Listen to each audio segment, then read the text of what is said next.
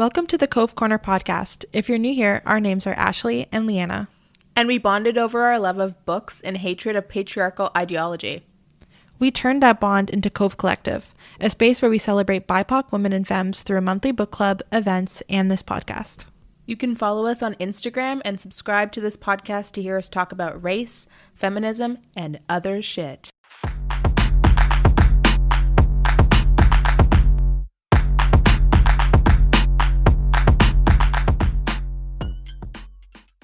Black women and femmes have always been incredible storytellers, though most of us have gone through the bulk of our educational years without ever hearing one of their names. How many times were you handed a book with a white author's name on it? And how many times were you taught that male voices made the best storytellers? The world became a different place for us when we grew up and discovered there were books written by women that looked like us. For Black History Month, we want to offer you the opportunity to learn about the forgotten storytellers of the world by sharing a list of Black women authors with you. Head to covecollective.ca to learn more about the forgotten Black women and purchase our prints and stickers. A percentage of all sales will be going to the A Different Booklist Cultural Center, a local Toronto bookstore and community resource hub, with 100% of all donations received for our digital PDF going to them as well. Let's celebrate Black women.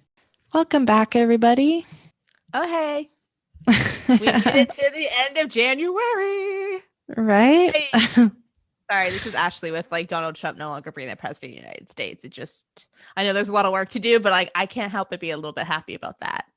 Mm-hmm. One of these days we should I feel like Trump has been mentioned in almost every single one of our podcasts, and I just don't want to give this man's name any more energy or airtime. So let's talk about Bernie Sanders, this meme, and how he used that for good. I'm not even kidding. I didn't realize that he did this, but apparently he allowed his team to put it on a sweatshirt, and then the funds from that went to a food organization. Yeah, I can't remember which one either, but something that addresses food scarcity. But yeah that's so amazing. So kudos to Bernie. I love that, right? Yeah, 100%. Anyways, I'm excited for today's conversation. I feel like this book has been great because we had our book club meetup. We did an IG live with the author where you interviewed her, which was amazing. And we're doing our podcast discussion in collaboration with the Brown Girls Read podcast hosts. I feel like we've been discussing this book quite a bit over the last week. Yeah. I definitely got a bunch of different perspectives over the past week, which was interesting after reading the book and having my own opinions and thoughts, and then hearing other people's opinions and thoughts, and then reflecting on what I initially thought from it. It was definitely a great experience. Yeah, it was a super interesting book, and I'm excited to get Daman and Kati's perspective on this as well. And for anyone listening, if you didn't catch our live, it is on our Instagram profile, so you can go back and watch it. And for those who haven't heard of Brown Girls Read, I am going to read their little blurb on their podcast. So our hosts, Daman Tiwana and Kati Tucker, love to read books, and now they're bringing their favorites to you every month. With each book, they bring their unique perspectives and experiences as women of color living in the USA. Super exciting because this is very similar to what we do, but here in Toronto. So I'm excited to talk to Daman and Kati. Hi, Daman. Hi, Kati. Thank you for joining us today. Thank you, Liana and Ashley, for inviting us. It's great to be here. Yeah, we are excited to be here and discuss books with you. One of our favorite topics. Yeah, it was nice to see that there are other women of color kind of doing something similar to Ashley and I. And obviously, the two of you are from a different cultural background than we are. So it was really exciting for us to kind of see that diversity. And it's just exciting overall. Yeah, we definitely need more of that. More brown girls, more diverse podcasts. And more reading books. Yes. Yeah. Yeah, so today we're going to discuss, I think it was read 5 of our book club. It's I'm losing count of the number of books that we've been reading, but I think it was the 5th book of the Cove Collective book club. And I believe it was the book club pick for your book club, the most recent book club pick for your book club as well. And that's Marriage of a Thousand Lies by SJ Sindu. Yeah, we really enjoyed reading it. So you are the ones who introduced us to this book.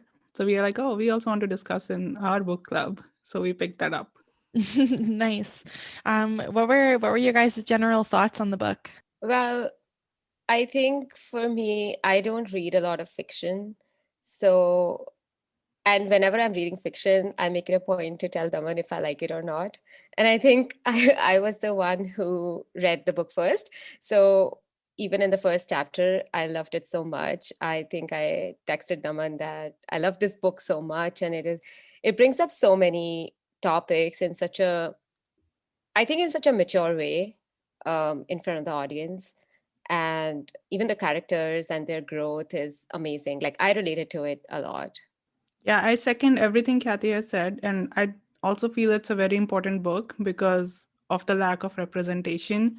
When you look at the intersections, even when we are talking about LGBT characters, they're usually white, gay men. There's very little when it comes to the other letters of LGBTQ. And then on top of it, it's also women of color. So I think it is a very important book. Yeah. What did you girls think of it? Yeah, agreed. I thought it was a great, diverse, representative book. Like it's not a book that I've read before, which was really great. I found the main character to be pretty relatable, and the other main character to be a little bit insufferable, but it was also a very true representation of a queer relationship. As somebody who's in the community myself, like a lot of the small little nuances of their relationships was something that I've seen in the community. It's something I've seen in relationships between some of my friends. So yeah, it was very, very thoughtfully written.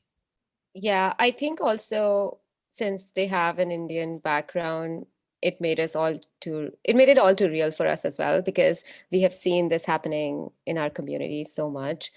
And I also like that they have shown, how American people are portrayed through the eyes of Indian families, because yeah, I think I'll get into it later, but yeah. Well, as someone who's A, not South Asian, and B, not part of the LGBTQ plus community, it was a very, I don't even know what the word is, but it was just so beautiful to read an experience of someone else that I don't get to see a lot in pop culture. I don't get to see a lot in books. It's an experience that I don't think I've ever seen anywhere on TV and movies and books ever. And it definitely made me feel a lot of different feelings and emotions, but it also just made me hopeful that we can move forward in a society and a culture that doesn't just highlight one specific experience and then say, oh yeah, we're totally diverse. Like we have LGBTQ plus people represented. They're just, gay white men, but that's still representation and that's where it ends. And then I also just got to see the dynamics of that culture and like the familial dynamics. So between the parents who are divorced by that point in time that we're in the book, and then between the three sisters and their parents, like that was just a fascinating read for me because I've never had that experience before. Yeah, the parents dynamic definitely is a very important one when we come to discuss the South Asian relationships, especially the more marginalized they are, more important these dynamics become. So I think the author did a great job of portraying that. Like there were moments when I was frustrated by how things were with the parents, but I feel it was very real. Yeah, definitely. Reading the book, did you guys have a favorite character, and did you have a least favorite character? I know for me personally, I loved Lucky, or at least I grew to love her more throughout the book. I feel like she had her character had a lot of development from start to finish. But the second character who who she was kind of dating, but not dating, her name was Nisha. I can't remember the character's names now. I'm already forgetting. I found her to be so irritating, and even though I understood kind of where she was coming from and her little back and forth, just the way that she treated Lucky and the way that everything was always on her terms, I just found her like completely insufferable. Yeah, I'm with you on that. Yeah, I think that was for me too. But I think for me, I realized when I was reading the summary of the book, it seemed to me that Lucky was one of the main characters. But then when I read the book, I realized that the book is also about how different people react in different situations when you put pressure on them for not being themselves. Like, I think the book is showing that there are three characters: Lucky, her older sister, and her younger sister. And their parents never allowed them to be how they would like to be just themselves. And all of the three sisters took very different approaches to life. Like, her older sister just succumbed to what her parents asked her to do, and I didn't like that at all. So she was probably the least favorite character for me. And then Lucky was the one who was, being rebellious, but slowly coming to terms with herself and slowly trying to still be related to her family. And then there was Vidya, the other sister, who just ran away, right? She was like, I am not dealing with this and I'm just going to run away. So I think for me, the least favorite characters had to be Vidya and her older sister for some reason. I don't know why. Yeah. But also, like, I don't judge them. It's like, it's again, like I said, there are different people and they deal with different situations differently. So it depends. But yeah, another least favorite character of mine was their dad. Even though I think even though we didn't see a lot of things written about their dad, but I think he was just like any other South Asian man. Yeah, That's I guess a there good weren't. Summary. Nisha, yeah. No, I was just gonna say with like the relation, it was just interesting, like what bothered me, but this bothers me in every single culture where I see sexism. It's just like the fact that the parents divorce, and not only do they divorce, he ends up with her best friend, and like culture, like not judging a culture, but like culturally he's accepted back like into the community, like no problem, but she's a pariah because she's divorced. Yeah. Like, oh, that drove me so mad. Like, it made me so angry. But that's also just like anytime sexism comes up in anything, I get like like when you get steam coming out of your ears, like that's me. Like just irrationally mad. But the dad also seemed like pretty quiet. Like, I don't know. I feel like he not broken down, but I feel like he just seemed tired and exhausted. And so he didn't really like the mom, I think, still had a bit of like fire and like fight left in her. But I feel like the dad was just kind of like a shrug, just like, because there's like flashbacks to when the older sister goes, when they go to Toronto, I think, when they come to Toronto to visit for the older sister's like possible marriage in the book. And there's the flashback there. And it seemed like he was a stronger like patriarch in that family back at that point in time. And then versus like flashing forward to where we are now, the sister's now married and she has a kid. He just seems like the divorce has maybe kind of shattered a bit of that because, all his daughters sided with their mom and he doesn't have that kind of like power. He's not living in the same house anymore. Does that make sense? It's very interesting to me Yeah. that you see it that way, because for me, maybe because I'm from the same culture, I saw it as, like Kathy said, a typical South Asian uncle. So what happens usually in my experience, what I've seen is like they are not so involved when it comes to the responsibilities at home. Like it all falls on to the moms. So whether they have the fire in them or not, they kind of have to do it. And dads have the luxury to like take a step back and be like, oh, I'm not going to get into this. So that's how I saw their dynamic. Right. Yeah, that makes total sense. And for sure, you guys have a little bit more insight on culturally how family dynamics kind of work. But yeah, I agree that some of the characters were a bit annoying. The big sister as well, like you were saying, is a bit annoying. I found it weird that she would force Lucky to come back home and then just take off, knowing that she was in this homophobic environment. She just kind of left and wasn't there to be her support, which was a bit irritating. I actually Yeah. even found the mom very annoying, but she kind of redeemed in probably the last chapter, I guess. But until that point, I was like, okay, you need to like step back and stop doing this to her. I think her mom probably just gave up in the end. she was like, okay, do whatever you all want to do. I just cannot, live like Yeah. this. She was Yeah, but tired. just that one interaction where she just showed concern. Like, I think it was a really small window where she actually showed concern that, oh, are you going to be happy with a life like this in our society? So I think for me, that was redeeming for her. But before that, I was like, okay, you are like horrible. And I was like, why is Lucky just putting up with it? Why is she here? Like, I was kind of annoyed by that. I mean, I understood every character because it's very complicated, but at the same time I was like, dude, get out of here. Don't just stay there and be with them.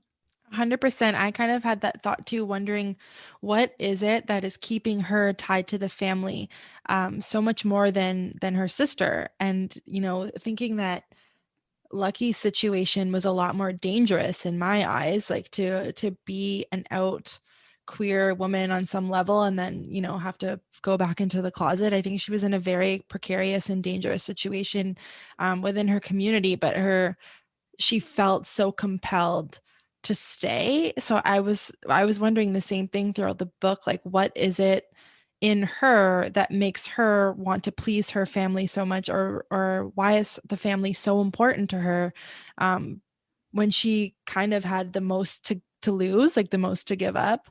But at the same time, I guess that's totally why her family meant so much to her. It's because she had so much to lose in that situation, whereas her sister didn't, aside from her freedom. I think she also tried to run away, right? Like at one point it's written that she abandons her family and she decided to live on her own. But again, like living on your own when you were still in college, it's really difficult.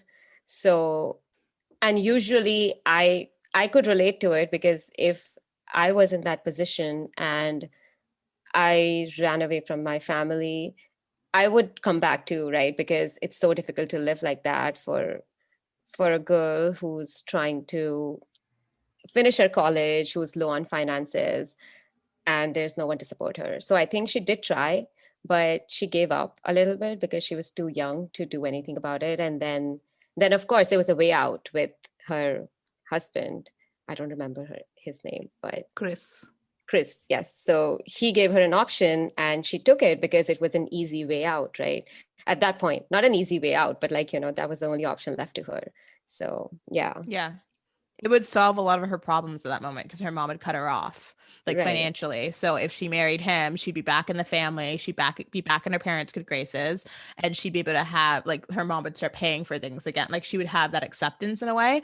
I also got the vibe though that just because like the three sisters, the one that moves, I mean, I'm assuming because the sister that married the man that the parents wanted was in Toronto and they were in the States. So I'm assuming the sister eventually moved to Toronto to start her family. So like one sister's gone, the other sister completely ups and leaves and cuts herself off from the family. So I also kind of feel like maybe Lucky was like at a point in time where she could leave and then decided to stay, and then was kind of stuck in that decision because she felt that she had to stay because like one sister's living the life her parents want, but she's not locally there. The other sister completely took off. And so I feel like she kind of felt like she had to honor something in the sense that she like by staying with her family, if that makes sense. Because it was like also like she lives with Kris, and like so she lives with him. They're not, I couldn't remember if they're in the same city, but like they're driving distance from her mom's house, and she's not living at her mom's house. She gets a call that her grandmother's fallen down, and then she decides to go move there. Like she didn't have to, she could go visit, but she fully like up and moved into the house. And then it was like a weird dynamic where she's a married woman who's like, I mean, I think she was like late 20s and she's married, but then as soon as she moved back into her mom's house, it's just like, she's a kid. And her mom's like, where are you going? Who are you going out with? Why are you going there? And it was just like, I just didn't understand that, but I understand like it culturally maybe like it's different. Oh, that's very real. That's very real. That's very real. Yeah. So it was just like, oh my God. But then I was also like, okay, if she doesn't like this, if she's not happy, like, can't you just like leave? But then again, I guess like her mom works full time and her grandmother is at the house by herself. So then I think there was that. Like, I think there was always something in some small part of her, or something or someone that pulled her back and kept her there. And then I think in the moments when she actually would have left, there was just something to hold on for, if that makes sense. Yeah. I also feel like the incident that Kathy earlier mentioned, that she ran away when she was young. I think for you to be from a marginalized community and then take a big step when you're really young, when you're not mature enough, and then be disowned by your family and your community. All of these things together are very traumatic. And I felt like it probably left a mark on her. Maybe it was me reading too much into it, but I feel like this is something that actually happens in many communities, that if kids come out as, like, tell their parents, they get disowned. And there's like huge number of, even in the US, there are huge numbers of kids who are homeless because of this, if they take this step. So I think that and you kind of see hints of it throughout the story, that she does art and commission work but doesn't have a stable income. And even Kris, I think he's not like very rich or something. So I think the financial thing is there throughout. And then, some level of fear is maintained from the financial pressures, and the fear of getting disowned by family. The whole being ostracized is even a bigger thing than just not talking to your parents, I think. Right. Yeah. Definitely. And I also think in some ways the mom was trying to prevent, like, I think, yes, the mom struggled with her being gay, but I also think the mom struggled with the fact that she didn't want what happened to her because she was divorced and ostracized from the community to happen to Lucky by Yeah. divorcing Yeah. Kris and then coming out. So I think it was like a tug of war inside of her mom that was like between her, not understanding the fact that she's gay and not accepting that, but then also being like, but I also don't want you to be like me and to be ostracized and to, be shunned from this community. Because I think in the book it said like her mom was like one of 4 women who were divorced or something like that. And I was like, oh, so like they talk about you, like you're being talked about at every single social gathering then. And I don't think she wanted that for her daughter. And I guess also in some sense, now thinking about it, if that happened, if Lucky decides to leave Kris, comes out as gay, that technically then does go on, I mean, not fairly, but then it also becomes like gossip about her mom. It's like, oh my God, she's divorced. And now look, her daughter is like this. And the other daughter, like, you know what I mean? Like it just becomes like really shitty gossip. And that also affects you negatively, but is unfair in the sense that like you can't control like people in that regard. Absolutely. That will happen inevitably. Like people reflect kids' actions on parents always, especially the negative ones. I don't think they do it for the positive things, but for the negative ones for sure. Yeah. Well, mom was annoying, but I think for me, I completely understood what, because we have seen moms everywhere, right? They come from a position of, okay, I want to protect my children. But they don't realize that in order to trying to protect them, they're also, leading them to something that they don't want to do. And so I think for me, her mom was sort of an annoying character, but I definitely understood where she was coming from. And yeah. Yeah, I had to definitely many moments reading this book, like check myself when I was getting upset. It's like, Ashley, like you don't get it because you're not part of this culture. And I'm sure like there's so many factors into the reactions of people and the behaviors, and there's a cultural thing. And like speaking of when you said like the community talking, at one point, I'm pretty sure her mom said, like, she referred to American people as separate. So, like, even though we're not in Sri Lanka, like, we are in the States, we are not American. Like, you can go and, like, hang out with, the women from that house that she hung out with, like, that rugby team, but you are not them. And you do not have the same choices as them. And so there was definitely that, like, line in the sand where it's like, you may be able to hang out with these people, but, like, that's not the life you have. Those aren't the decisions you get to make. And just because we're not in our home country where I'm from or in Sri Lanka, like we're still going to bring these, like all these cultural traditions and expectations with us, which I thought was fascinating. Yeah, that's interesting because I think it must be for Daman as well. When I was reading the book, these incidents that came up were so normal. Like, I didn't even question them or think about them because I was like, of course, right? Because I think when the family, like when Lucky's family sort of said that, the people that you play rugby with are very different, and that situation. Or like, when Nisha says that I'm not allowed to stay out of the house after 10 p.m., even though she's a full grown adult who's going to get married. I think these things are so normal for us that we don't even question them, right? Like, we have just accepted it. Like, I'm a married woman, I'm 31 years old, I'm living in the US, and every time I go to India and live with my parents for a little while, I know that I won't be allowed to go out with my friends after 10 p.m. Like, that is not an option. And everywhere I'm going, I'll have to talk to my parents about it. I'll have to ask for their permission. Like, it's not an option that I can just go out and live with one night outside of my house and not tell my parents. So I think it's so like normal. And I agree that even if like my parents would have come and lived here, they would be like that. Like, for some reason, I don't know why they would not think of themselves as American, even though they have the citizenship. They would still culturally abide by the rules of how Indians live. And that's very annoying to me, because you are in a different country and you're not, you're not like even trying to understand what their culture is, and you're just in denial. Like, I don't understand it. Yeah. I mean, I can understand to the perspective of maybe not wanting to let go of a part of yourself, being attached to kind of your culture and your heritage and kind of the rules and traditions that you grew up with. I feel like a parent could kind of see it as a form of rejection to not want to continue on those cultures, but there definitely does need to be room for modernizing some traditions and giving your kids a little bit more leeway and freedom in their choices. But for sure, I can see how it would be a difficult thing with parents to kind of completely let that go when it's something that has been embedded in your family probably for decades and for generations. Right. I also think they take it upon their ego, because they're like, okay, so my children, everyone, like, even if I have a conversation with my mom and she's like, everyone's having children and they're your age, or everyone's buying a house and they're your age, what are you doing with your life? Yeah. So I think it's her ego that's talking. And and I think also another thing is that they don't realize that the most important thing is for their kids to be happy, and they're always like competing with or comparing themselves with other families. Yeah.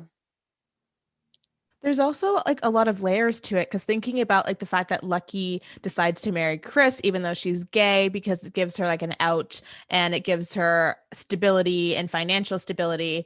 But then I was just thinking about the fact that the one sister who marries the guy that her parents want her to marry, she's straight because she was seeing someone that she was in love with and was able to just like cut that person out of her life and then marry the person that her parents wanted. So it's just interesting too. It's like, okay, yeah, it's not even just like you need to be straight. You also need to be straight and willing to marry who we choose. Like, it has to be someone that we pick. Yeah. The approved Yeah. pool of people is very small, because there's Yeah. not just like your sexual orientation, which is probably the last thing on parents' mind, I think, but then your color, your like country of origin or something, then your caste, and some people are like the more conservative people you're dealing with, there's like more and more factors involved. So yeah, the pool is very small, which is permitted by the parents. So even if you step a little bit out of it, you are a rebellious kid and you have to go through a lot to like convince your parents, or you have to run away, or like pick your battles. Yeah. That was really fast. Like, it actually just hit me that there were so many layers and so many, like, not rules, but it's almost like a checklist that was very long. It's like, yes, you need to be straight, or you need to pretend that you're straight. And then, yes, you need to only marry these certain people. So next question that I have is just like, were you shocked by anything you read? For me personally, there was a lot of shocking things in this book, but it was also just because I was aware that this is not a culture I'm from. So it's not something I'm like, I know or I'm used to, and I don't know anyone. I'm not close to anyone from this culture. So there was things that shocked me. There was other things that I understood as tradition. I think behavior shocked me, or didn't shock me, but like Nisha, I feel like was just struggling and just didn't have it in her to defy her parents. Like Nisha just, I think she seemed like a bit of a submissive person, that she was just going to submit to what her parents wanted. What I didn't like though, and it didn't really shock me in a sense, but it was just kind of heartbreaking, because I thought, okay, at some point in this book, Nisha is going to wake the fuck up and just say to Lucky that, you know what, I'm still trying to figure out my shit, so I'm going to not drag you into it. But she consistently would go back and forth and be hot and cold. And, I guess I was shocked that Lucky just didn't call her out on it, because she would be like, oh, you love me, let's go to a bar, let's dance, you know, let's have sex. Oh, and then I'm not going to text you back, and I'm not going to answer your calls, and then I'm just going to kind of disappear from your life, and then come back in, and then go shopping and accuse you of flirting with the sales associate. Like, I was like, okay, Nisha, you got to check yourself. You got to, like, I think you realize that you're dealing with because I think she was like, she bothered me as a character. I'm not going to lie. Like, she grated my nerves the whole book. But I think after thinking about this book for like a week or two now, I think I realized that she was just had it like going through an internal struggle with herself, and the decision that she knew she was ultimately going to make for her parents that she didn't want, and deny who she really was. And that's hard. And I can't relate to that ever. So like, I can't say anything, like, you know what I mean? But it was just like, that bothered me, and I don't know if it shocked me. The ending didn't shock me, but I guess I was more so shocked because I didn't think Lucky had it in her to kind of like make the decision for herself to be like, do I want to stay in this marriage with Kris? Because even at that point in the book where she's just like, oh, maybe I'm going to have a kid, I was like, okay, well, this is a decision that we make, and then we're going to like be on this road forever. Like, this isn't like oh, you know what? Right. Like, I'm going to paint my walls a bright red, and if you don't like it, you can just paint over it. Like, you're birthing a child. You and Kris have made a baby. You're cementing that marriage. And so I guess the kid thing is what shocked me. Like once they were like, oh, let's just do it. And then they just had sex. I was like, whoop, I was not like, I was like, wow, these people are committed to like making people believe they are a hetero married couple. Like, you are both gay as sin, and you are like, let's have sex and make a baby. That was the part to me that was like a little bit shocking. Yeah, that shocked me too, actually, as well. And I thought Lucky would be more rebellious for that, right? Like, she would at least tell Kris that she doesn't want to have a kid. And then, have this pact with Kris and herself that they're never having a kid. But I guess that was shocking. I think another thing that shocked me was how when Vidya ran away from her house, Lucky's parents were sort of like, so like, okay, so she's dead to us. That is a name that we are never going to take in this house. And right, I was like, what? Like, and I mean, until the moment when Vidya's chapter didn't come in the book, I actually thought that she was dead. I thought maybe she committed suicide or something. And they also think that doing that is bad. And that's why they're so against her and they never want to take her name. So I was sort of like shocked at that too. But other than that, I think the book didn't shock me a lot. Of course, the ending was a pretty surprising end because, yeah, like you said, Ashley, that I didn't think Lucky had it in her to, finally put her foot down and say that I'm divorcing Kris and living like this and accepting myself. Totally. I thought she would do it for Nisha. So then when Nisha bailed, which I saw coming, I was like, oh, this girl's not in it. Like from the very beginning, I was like, this girl's going to let me down. And then she did on her wedding day. And I was like, that wasn't shocking, but it would shock me. And I was really happy to see the growth was that Lucky decided to make that decision for herself and only for herself. Because I don't think it would have been the same decision if Nisha had said, yeah, let's leave, let's go together and run off. Like, I think she would have been doing it for Nisha more so for herself. So I was happy that she did it for herself. The other shocking thing for me were the kittens underneath the friggin' back porch. Like that shit hit me like a truck. I did not see that coming. I was like, this whole time, I just thought the grandmother was like, I thought she was just like prefacing, like, I thought that Lucky was going to end up pregnant. And so like, not like as soon as a baby was mentioned and they had sex, I thought like the grandma, like all that was just leading up to like the grandmother sensed it and knew it was coming. So when it was just actually like baby kittens meowing underneath like, the back porch, I was like, oh, okay, that's different, but okay. Yeah, I think that was an attempt to show that Like on author's part, maybe that was an attempt to show that all this professing and stuff is bullshit. Like, and this is what was actually happening, because up until that point, even Lucky had, and I think that actually made sort of like influenced Lucky a little bit to agree to Chris's or her mom's demands of having a kid, because she was like, okay, so maybe my grandmother was pointing at something when she was hearing all of these voices and saying that there's a kid coming. But yeah, in the end, I think it was just an attempt to show that that was just bullshit. That was nothing. So I yeah. think I wasn't shocked at even that, any of it. I didn't find much of the book shocking because, I mean, for us culturally, so many things are just like we accept them.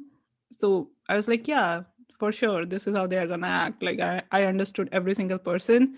The only thing that I can say was close to shocking was the violence that they showed in the rugby house and how she was like trying to process her emotions with that kind of violence. So maybe because I'm a person who would not even want a paper cut, I'm like, okay, how can you like do that to yourself? So that was a little shocking to me.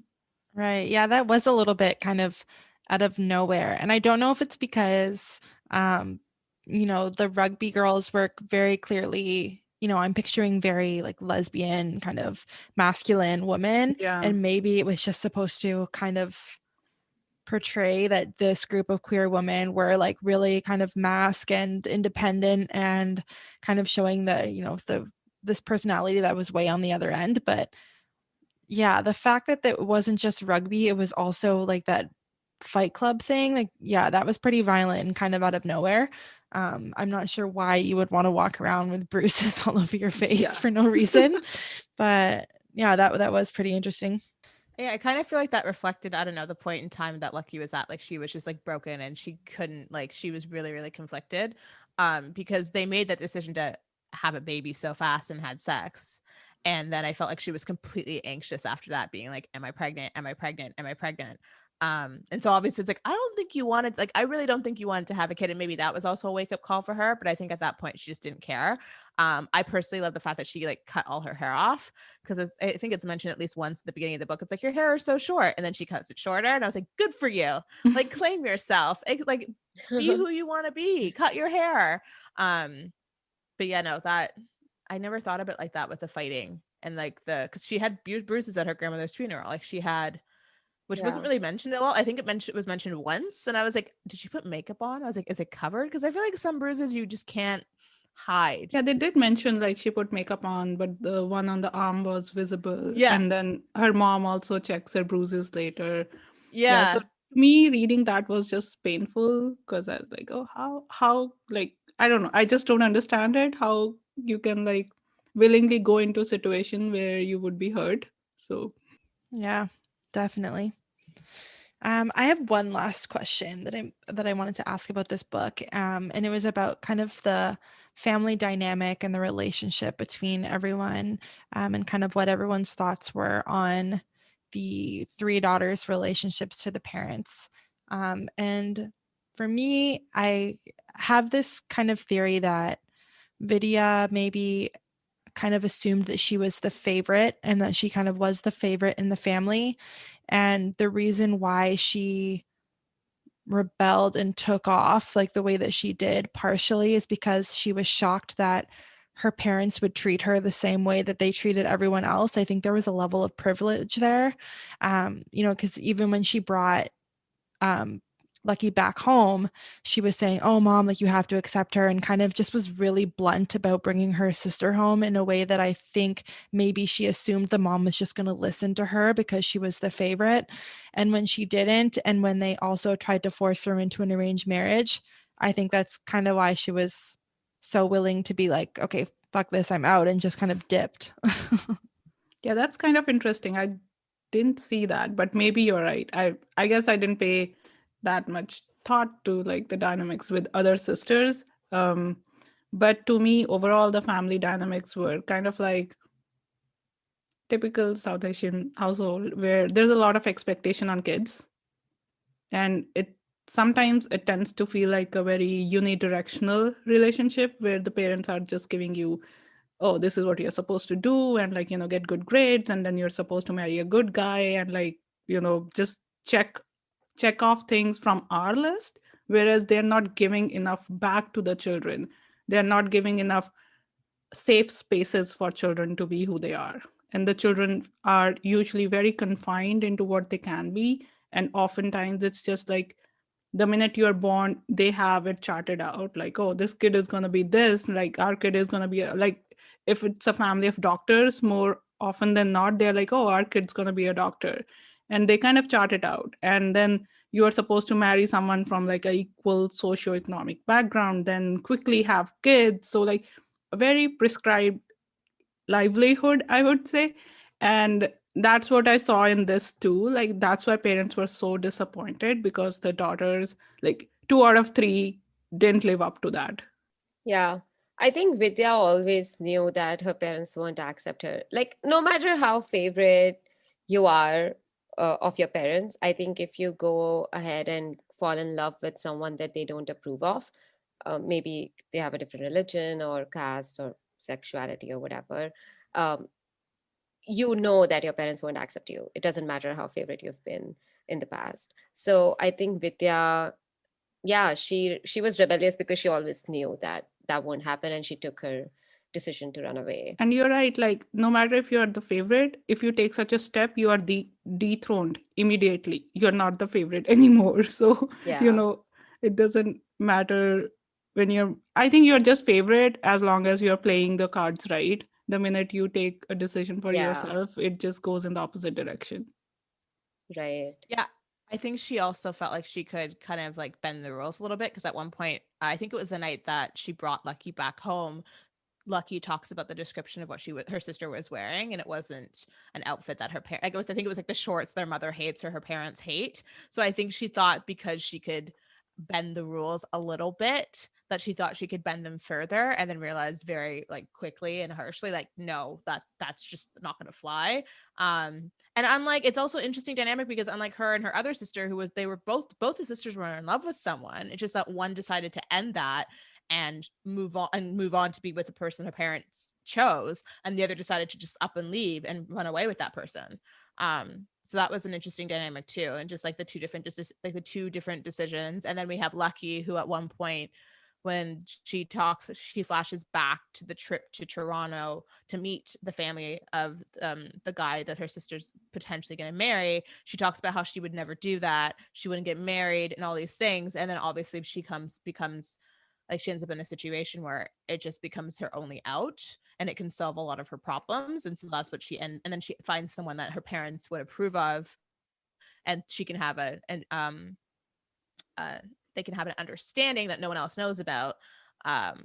So that was a very, Yeah, for Lucky, it was also that parents kind of knew that she is gay. So they were just happy that this is a guy, right? So the bar was really down. They were like, oh, this is a man. She'll be accepted in the society. So that's great. And I feel like when we were reading the book, none of us probably were a fan of the elder sister, because she just gives in to the expectation.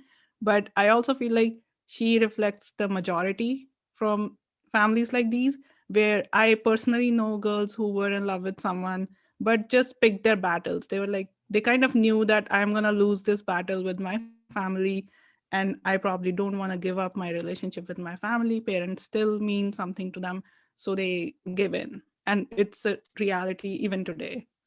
Yeah, even like, it's not even about who to get married, right? Like, even to get married or not, that is a struggle in itself. Like, if people don't want to get married at a certain age, they have to, they give in, because going against your family is just so much pressure and so much struggle, that you're like, okay, I will just do this. Like, just, I don't So care many girls anymore. in India actually go for their masters because they're like, this will buy me time. Otherwise, the Yeah. minute you're done with your bachelor's, parents are going to start pressuring Wow. you, because they don't think so much about, oh, you are done with your bachelor's, maybe find a job. They are like, okay, you're done with your bachelor's, let's find a groom. So girls are like, no, no, no, I have to study more. I want to study more. So like Yeah. they buy like 2 more years. So yeah. Right. That's so interesting. I would never have thought of that, but that makes total sense. Yeah. I have a question actually, if we're not out of time. Yeah, go ahead. Yeah, I wanted to discuss like, what did you think about Lela auntie? You know, the woman that their dad gets married to The and best had an friend. affair with. Yeah. It was funny. I was like torn. Like Nisha 100% struggled with her character throughout the whole book. But with Layla Auntie, I liked her in the flashbacks, like when she would be supportive to to Lucky, for example, of like Lucky's mom was kind of not pressuring her, but making comments like you need to do this or you need to wear this. And Layla Auntie would kind of step in and be like, no, it's okay. Like let her do this. And I like that aspect. But then it was really hard because it's like I know that they end up divorcing and then she ends up marrying the father, and I was like, oh, okay, no. I was like, I like you like up until this year at this moment, and then I was like, no, sorry, I can't get behind that. But I also felt bad because it's mentioned that her husband and son were killed and back home, and so it's like there's a struggle there too, because I'm sure she's lonely, and it's like, you know, she's the auntie and she doesn't really have any family, so they're kind of her family. So I feel like she's also put in a really awkward, weird position because I mean, she did choose to marry the guy, but still, like, she's like the stepmom, but they don't really like her like that, and it's really awkward. And so like you now kind of have a family, but I feel like she probably feels the same as she did previously, where she maybe feel like a little bit lonely and isolated because you have a family, but like, do they want you? No.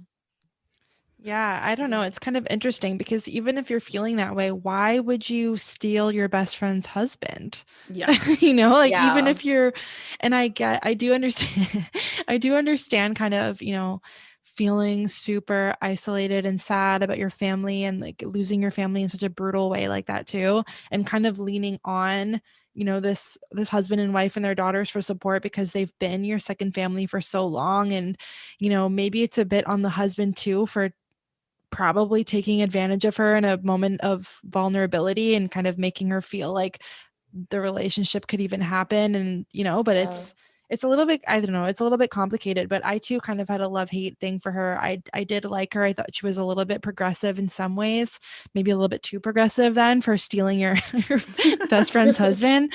But at the same time, she was a little bit overbearing, like kind of asserting herself in the family, even when she knew, you know, that the daughters kind of feel uncomfortable around you now, but you're still kind of forcing yourself on them because you selfishly don't want to lose that connection that you've destroyed. Yeah, it was interesting. I feel like the flashbacks, when you see her as a nice auntie, it's easy to be that auntie, right? Because you don't have to raise the kids with certain like values that your culture brings or whatever your personal values are. Like I feel like she might not be the same way with her own kids because, like, you know, we all Yeah, I have was thinking that too.